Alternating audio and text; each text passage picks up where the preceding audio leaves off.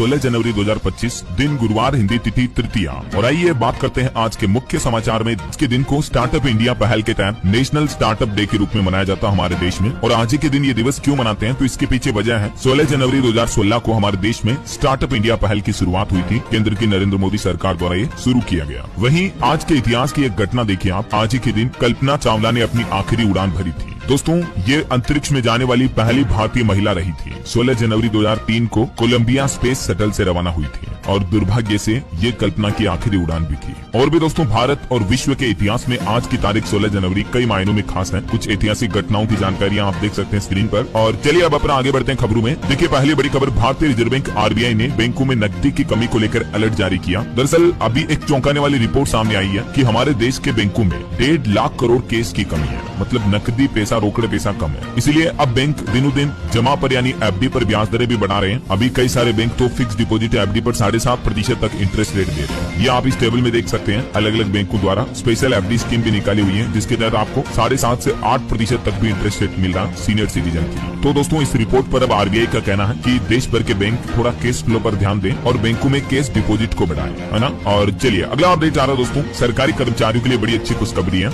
LTC को लेकर केंद्र सरकार की तरफ से एक बड़ा ऐलान किया गया। LTC का फुल फॉर्म होता है लीव ट्रेवल कंसेशन, यानी अवकाश यात्रा रियायत। यानी कि जो केंद्र सरकार के कर्मचारी हैं वो अब छुट्टी के दौरान अगर यात्रा करते हैं, रेलवे सफर करते हैं, खास करके वंदे भारत और दूसरी ट्रेनों में भी उनका सफर बिल्कुल मुक्त होगा। दरअसल केंद्र सरकार ने बताया कि अब कर्मचारियों को LTC के तहत हम सफर, तेजस और वंदे भारत जैसी ट्रेनों में फ्री सफर करने का मौका मिलेगा। और भी किन किन ट्रेनों में ये सुविधा मिलेगी और कैसे कर्मचारियों को LTC का फायदा मिल पाएगा, इस बाबत जानकारी भी आप देख सकते हैं स्क्रीन पर। चलिए अगला अपडेट आ रहा दोस्तों, बीते महीने दिसंबर में भारत के निर्यात में यानी एक्सपोर्ट में 1% की गिरावट देखी गई। हालांकि भारत का व्यापार घाटा भी घटकर $22 अरब पर पहुंच चुका है। इसके अलावा मूडीज ने भी एक रिपोर्ट जारी की, जिसके मुताबिक भारत की राजकोषीय स्थिति इस साल 2025 में देश की साख क्षमता को प्रभावित करेगी। मूडीज जो कि एक रेटिंग एजेंसी है, उसकी तरफ से यह दावा किया गया। और भले ही भारत के एक्सपोर्ट में 1% की गिरावट आई है, लेकिन बीते महीने दिसंबर में पेट्रोलियम को छोड़कर वाणिज्य वस्तुओं का निर्यात काफी बेहतर रहा है। चलिए अगला अपडेट आ रहा, आने वाले बजट 2025 में सरकार महिलाओं के लिए भी केस बेनिफिट की योजना ला सकती है। देश की माताओं बहनों को आत्मनिर्भर बनाने और महिला सशक्तिकरण को बढ़ावा देने के लिए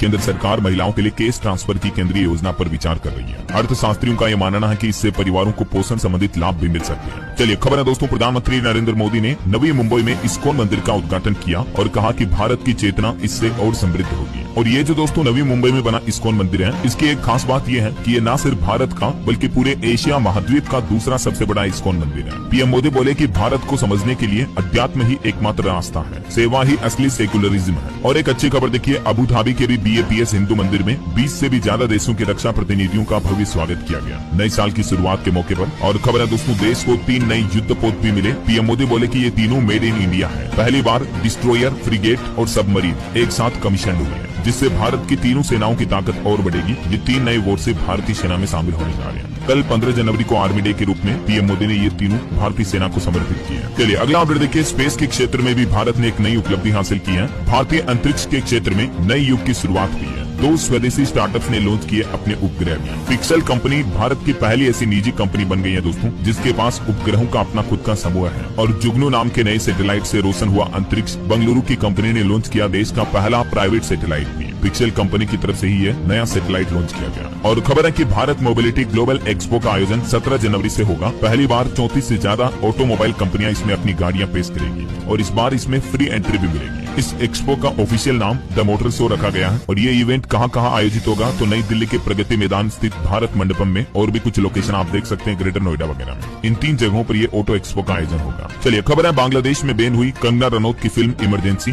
भारत बांग्लादेश के बीच तनावपूर्ण स्थिति को देखते हुए इस फिल्म की बांग्लादेश में रिलीज पर रोक लग चुकी है। बाकी ये हमारे भारत में कल 17 जनवरी को देश भर के सिनेमाघरों में रिलीज होगी है। चलिए खबर है दोस्तों, अमेरिका की संसद में एक प्रस्ताव पेश किया गया, जिसमें ये रखा गया प्रस्ताव कि जनवरी के महीने को तमिल लैंग्वेज मंथ बनाया जाए। एक भारतवंशी सांसद ने ये प्रस्ताव पेश किया और इसका समर्थन भारत विरोधी इल्हान उमर ने भी किया। अमेरिकी सांसद राजा कृष्ण मूर्ति की तरफ से ये अमेरिका की संसद में नया प्रस्ताव पेश किया गया। और टेक न्यूज से खबर है दोस्तों, व्हाट्सएप में अब आप सेल्फी स्टिकर्स भी बना सकेंगे। फोटो वीडियो शेयरिंग के लिए फिल्टर का ऑप्शन भी मिलेगा। दरअसल मेटा कंपनी की तरफ से सभी व्हाट्सएप यूजर्स के लिए कुछ नए फीचर रोल आउट किया है, जिसमें अब आप अपनी चैट को मोर क्रिएटिव वेज में कर पाएंगे। और मोबाइल फोन लॉन्चिंग पर खबर है, Realme 14 Pro सीरीज भी आज लॉन्च होगी। इसमें आपको स्नैपड्रैगन 7S Gen 3 का प्रोसेसर मिलेगा। जाएगा। अनुमानित कीमत इसकी 28,000 तक हो सकती है। और एक बड़ी खबर आ रही दोस्तों, ऑस्कर अवार्ड 2025 की सेरेमनी भी रद्द हो सकती है, क्योंकि अमेरिका के कैलिफोर्निया के जंगलों में अभी भीषण आग लगी हुई है। आपको पता होगा 96 साल में ऐसा पहली बार होने जा रहा जब सेरेमनी कैंसिल होने की खबरें चल रही है। ये ऑस्कर अवार्ड सेरेमनी फिल्म जगत की दुनिया की सबसे बड़ी अवार्ड सेरेमनी है, जो कि अमेरिका के कैलिफोर्निया के लॉस एंजलिस में आयोजित होने वाली है। लेकिन क्योंकि यहाँ अभी भीषण आग लगी हुई है, अभी तक देखिए आप लॉस एंजलिस की आग में 25 से ज्यादा लोगों की मौत हो चुकी है, 30 से ज्यादा लोग तो लापता हैं, 12,000 से भी ज्यादा इमारतें, बड़ी बड़ी बिल्डिंग्स जो वीवीआईपी के बंगलों बने हुए थे वो भी जलकर खाक हो गए। आसपास के 90,000 से ज्यादा लोगों को इमरजेंसी एग्जिट अलर्ट भी जारी किया, यानी शहर छोड़ने की चेतावनी दी है। पूरा का पूरा इलाका जलकर खाक हो गया। मैंने आपको तस्वीरें भी बताई थी सैटेलाइट की, इन तस्वीरों को देखकर आप अंदाजा लगा सकते हैं। चलिए अगली खबर देखिए, भारत में गौ माता को राष्ट्र माता का दर्जा देने के लिए अब प्रयागराज महाकुंभ में एक महायज्ञ की भी शुरुआत की है। 324 कुंडों में 1100 आचार्य अनुष्ठान कर रहे हैं। अगले एक महीने तक कुंभ के दौरान ये यज्ञ चलेगा। इस बार प्रयागराज महाकुंभ 2025 की तैयारियों के बीच ये ऐतिहासिक पहल की गई है। शंकराचार्य स्वामी अविमुक्तेश्वरानंद सरस्वती के नेतृत्व में गौ माता को राष्ट्र माता का दर्जा दिलाने के लिए ये महायज्ञ का आयोजन किया जा रहा है। चलिए खबर है दोस्तों, सोनिया गांधी ने नए कांग्रेस मुख्यालय का इनॉग्रेशन किया। 252 करोड़ रुपए खर्च करके इस मुख्यालय को बनाया गया है और ये अब कांग्रेस पार्टी के नए मुख्यालय का पता है। इधर देखिए आप, कांग्रेस से राहुल गांधी बोले कि भाजपा संघ के साथ इंडियन स्टेट से लड़ रहे हैं। भाजपा ने कहा कि कांग्रेस नेता ने ही गंदा सच उजागर किया, इनकी जंग देश से है। इधर खबर है दोस्तों, खालिस्तानी आतंकी पन्नू की हत्या की साजिश के मामले में अब केंद्र सरकार की बनाई कमेटी ने आरोपी भारतीय एजेंट पर एक्शन लेने की सिफारिश भी की है। वहीं देखिए कल सेना दिवस के मौके पर परेड में पहली बार रोबोटिक डॉग्स को भी शामिल किया गया। गर्ल्स एनसीसी और महिला अग्निवीर टुकड़ी ने भी अपना मार्च पास्ट दिखाया। नेपाल के आर्मी बैंड ने भी धुनें बजाई। कुछ तस्वीरें आप देख सकते हैं। महाराष्ट्र पुणे में कल 77वां आर्मी डे कुछ यूं मनाया गया। चलिए बड़ी खबर आ रही है, अब आसान नहीं होगा सिम खरीदना, क्योंकि आधार बायोमेट्रिक वेरिफिकेशन जरूरी होगा। सरकार की तरफ से एक नया आदेश जारी किया है। दरअसल पीएमओ की तरफ से टेलीकॉम विभाग को कुछ जरूरी दिशा निर्देश जारी किए हैं। सिम कार्ड को लेकर ये न्यू रूल्स यानी नए नियम लागू होने जा रहे हैं और इसके तहत अब नए सिम कार्ड कनेक्शन के लिए आधार बेस्ड बायोमेट्रिक वेरिफिकेशन प्रक्रिया को अनिवार्य कर दिया गया है और जितने भी सिम कार्ड रिटेलर्स हैं उनको बिना वेरिफिकेशन सिम बेचने से साफ साफ मना कर दिया। अगर कोई ऐसा करता है तो कार्रवाई भी की जाएगी। और भी दोस्तों सिम कार्ड से जुड़े नए नियमों में कई सारी चीजें शामिल होगी। खास करके सरकार का प्लान है कि हमारे देश में फर्जी सिम कार्ड पर रोक लगाई जाए। समझ रहे हो, नकली और बोगस सिम कार्ड पर रोक लगाने के लिए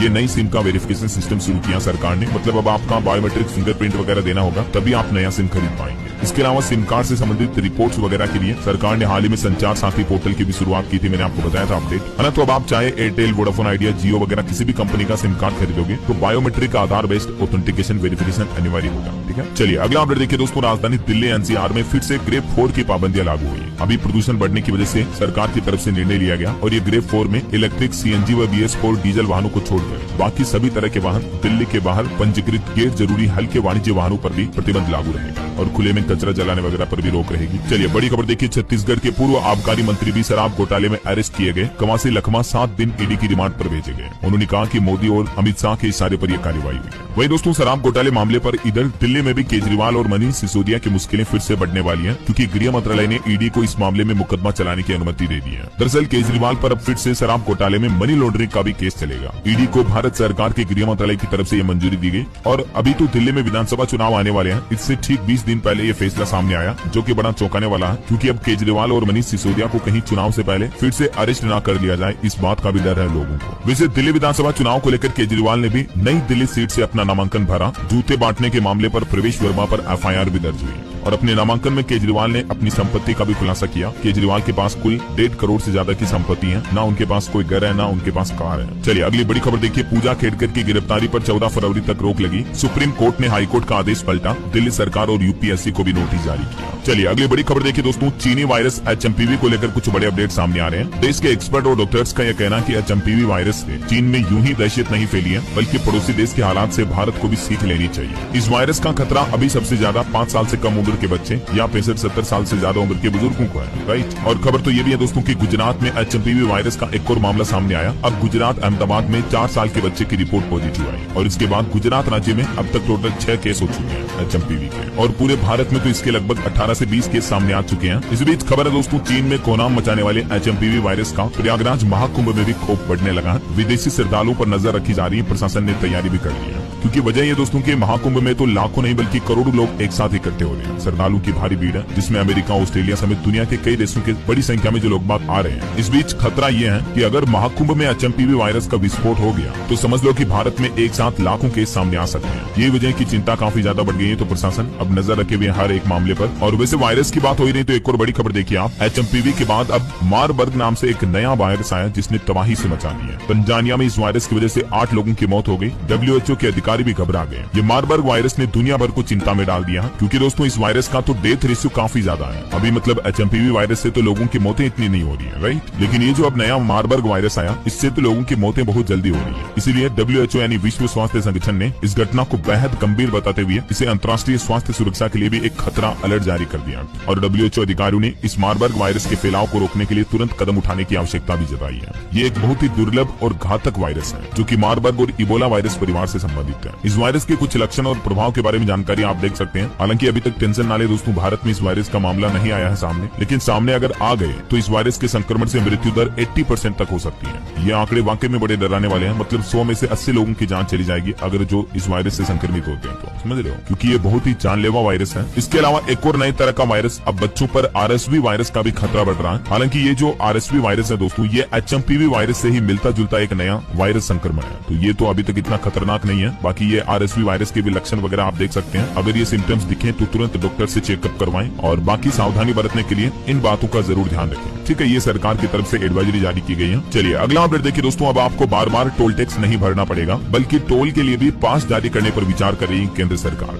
देश के परिवहन मंत्री नितिन गडकरी ने कहा कि टोल संग्रह बूथ गाँव के बाहर स्थापित किए जाएंगे, ताकि एक तो ग्रामीणों की आवाजाही में बाधा न आए। इसके अलावा जैसे मतलब रोडवेज बस के या रेलवे के पास होते हैं ना, जिनसे आप 1 महीने तक बसों में सफर कर सकते हैं, ट्रेन में सफर कर सकते हैं, तो वैसे ही टोल टैक्स के लिए भी अब आप टोल प्लाजा से 1 महीने तक आओगे जाओगे कितनी भी बार, तो भी आपको टोल टैक्स नहीं देना पड़ेगा। इस तरह का नया सिस्टम भी देश के परिवहन मंत्रालय के द्वारा शुरू करने का प्लान किया जा रहा है। बहरहाल अभी तो कुछ और महत्वपूर्ण और काम की खबरें जानेंगे दोस्तों अपन, लेकिन फिलहाल वक्त तो चला है आज के ताजा मौसम समाचार जानने का। कि दोस्तों दिल्ली, उत्तर प्रदेश समेत देश के 20 राज्यों में घना कोहरा छाने की चेतावनी और मैदानी इलाकों में बारिश चल रही है और पहाड़ों पर बर्फबारी हो रही है, तो इस वजह से ठंड और ज्यादा बढ़ेगी। अभी भी देखिए 17 राज्यों में तो घना कोहरा छाया हुआ है। दिल्ली में 26 ट्रेनें लेट हुई। हिमाचल प्रदेश के 2 शहरों में पारा -10 डिग्री से भी कम चल रहा है। यूपी, राजस्थान में ओले गिरने का भी अलर्ट है। और भी कुछ अलग अलग राज्यों के मौसम अपडेट देखिए आप। मध्य प्रदेश में जनवरी में तीसरी बार गिरेगा मावठा। ग्वालियर, चंबल अंचल में आज और कल में बारिश का अलर्ट जारी किया।